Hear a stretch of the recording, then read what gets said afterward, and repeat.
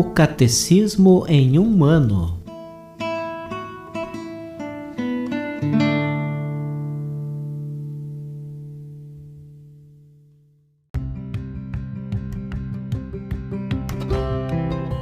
Olá, eu sou Antônio, seminarista da Diocese de Ponta Grossa, no Paraná.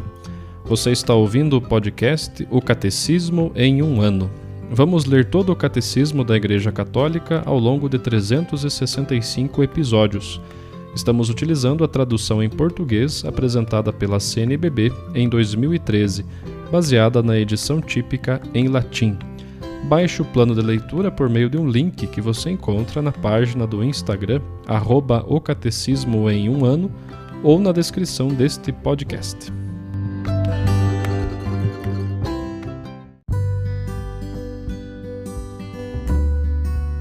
Hoje é o episódio 328 do nosso podcast e nós vamos dar continuidade ao entendimento, à compreensão da oração que se revela no Antigo Testamento.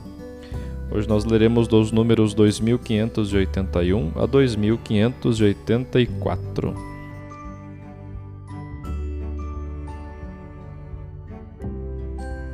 Elias, os profetas e a conversão do coração.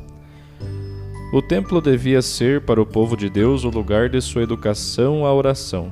As peregrinações, as festas, os sacrifícios, a oferenda da tarde, o incenso, os pães da proposição, todos esses sinais da santidade e da glória de Deus, do Deus Altíssimo e tão próximo.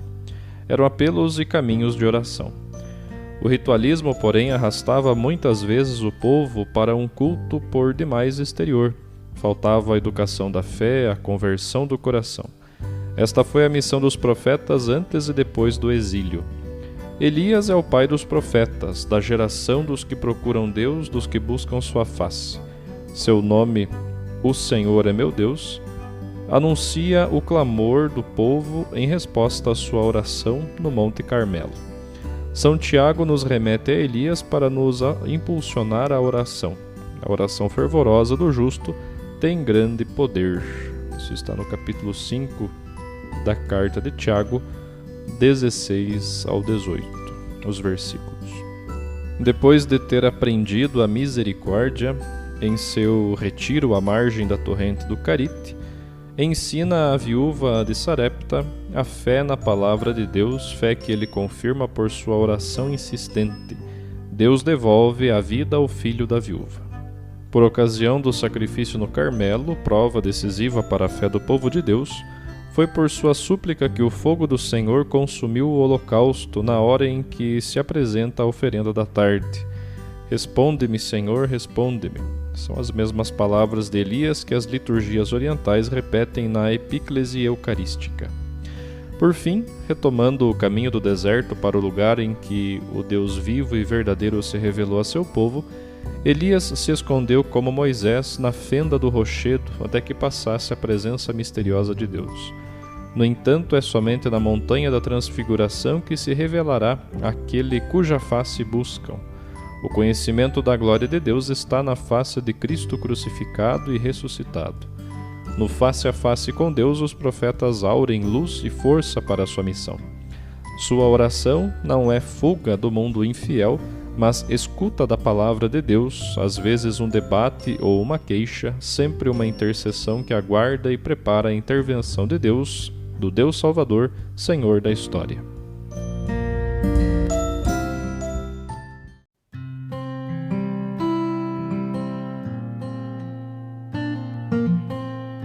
Da série de catequeses do Papa Francisco sobre a oração, essa de hoje foi proferida em 7 de outubro de 2020.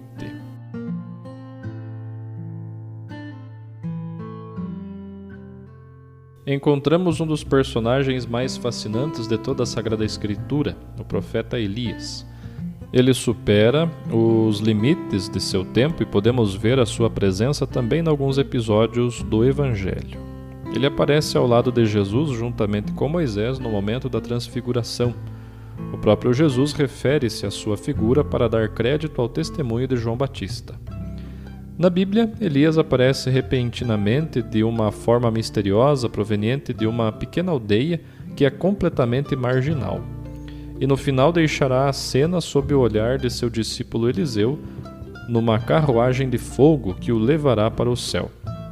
Portanto, é um homem sem uma origem exata e, sobretudo, sem um fim, raptado para o céu. Por este motivo, o seu regresso era esperado antes da vinda do Messias, como um precursor. Era assim que se esperava o regresso de Elias. A Escritura apresenta Elias como um homem de fé cristalina. No seu próprio nome, que poderia significar Javé é Deus, está contido o segredo de sua missão. Ele será assim para o resto de sua vida, um homem integérrimo, incapaz de compromissos mesquinhos. O seu símbolo é o fogo, a imagem do poder purificador de Deus. Será o primeiro a ser posto à prova e permanecerá fiel. Ele é o exemplo de todas as pessoas de fé que conhecem tentações e sofrimentos, mas não deixam de viver à altura do ideal para o qual nasceram. A oração é a seiva que alimenta constantemente a sua existência. Por esta razão, é um dos personagens mais queridos da tradição monástica, a ponto que alguns o elegerão pai espiritual da vida consagrada a Deus. Elias é o homem de Deus, que se levanta como defensor da primazia do Altíssimo. No entanto, também ele é obrigado a enfrentar as próprias fragilidades. É difícil dizer quais experiências lhe foram mais úteis, se a derrota dos falsos profetas do Monte Carmelo ou a desorientação na qual constata que não é melhor do que seus pais. Na alma de quem reza, o sentido da própria debilidade é mais precioso do que momentos de exaltação, quando parece que a vida é uma cavalgada de vitórias e sucessos. Na oração acontece sempre isto: momentos de oração que sentimos que nos animam, até de entusiasmo, e momentos de prece de dor, de aridez, de provações. A oração é assim: deixar-se levar por Deus e deixar-se inclusive flagelar por situações negativas e por tentações. Esta é uma realidade que se encontra em muitas outras vocações bíblicas, também no Novo Testamento. Pensemos, por exemplo, em São Pedro e São Paulo. Também a vida deles era assim: momentos de exultação e momentos de desânimo, de sofrimento. Elias é o homem de vida contemplativa e, ao mesmo tempo, de vida ativa, preocupado com os acontecimentos de seu tempo, capaz de se lançar contra o rei e a rainha quando eles mandaram matar Nabote para se apoderarem de sua vinha. Quanta necessidade temos de crentes, de cristãos zelosos que hajam diante de pessoas que desempenham responsabilidades de dirigentes com a coragem de Elias para dizer: isto não se deve fazer, isto é um assassínio. Precisamos do espírito de Elias. Deste modo, ele mostra-nos que não deve haver dicotomia na vida de quantos rezam. Está-se perante o Senhor e vai-se ao encontro dos irmãos aos quais ele envia. A prece não é um fechar-se com o Senhor para mascarar a alma. Não, isto não é oração. Uma oração assim é fingida. A oração é um confronto com Deus, é um deixar-se enviar para servir os irmãos. A prova da oração é o amor concreto ao próximo, e vice-versa. Os crentes agem no mundo depois de terem primeiro silenciado e rezado. Caso contrário, a sua ação é impulsiva, desprovida de discernimento, é um correr ofegante sem meta. Os crentes comportam-se assim, cometem tantas injustiças porque não foram primeiro rezar diante do Senhor, discernir o que devem fazer. As páginas da Bíblia sugerem que também a fé de Elias progrediu. Ela cresceu na oração, aperfeiçoou-se pouco a pouco. Para ele, o rosto de Deus tornou-se mais nítido ao longo do caminho, até atingir o seu ápice naquela experiência extraordinária quando Deus se manifestou a Elias no monte. Ele manifesta-se não na tempestade impetuosa, não no tremor de terra, nem no fogo devorador, mas no murmúrio de uma brisa leve. Ou melhor, uma tradução que reflete bem aquela experiência: um fio de silêncio sonoro.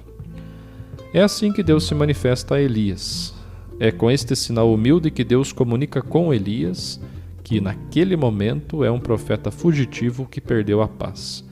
Deus vai ao encontro de um homem cansado, de um homem que pensava ter falhado em todas as frentes, e com aquela brisa leve, com aquele fio de silêncio sonoro, faz voltar ao seu coração a calma e a paz.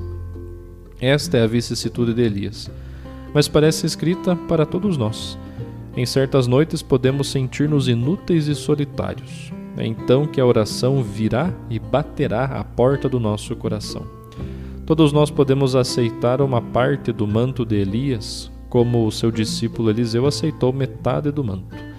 E mesmo que tivéssemos feito algo de errado, ou se nos sentíssemos ameaçados e apavorados, regressando a Deus com a oração, voltarão também, como que por milagre, a serenidade e a paz. Eis quanto nos ensina o exemplo de Elias.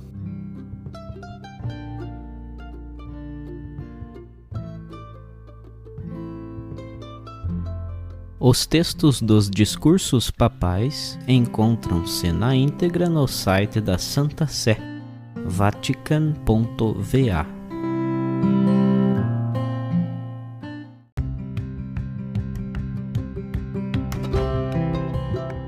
Você acaba de ouvir mais um episódio do podcast O Catecismo em um Ano.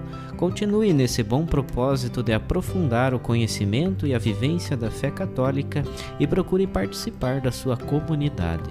Rezemos por todos que estão fazendo esse caminho de leitura do Catecismo. Até amanhã!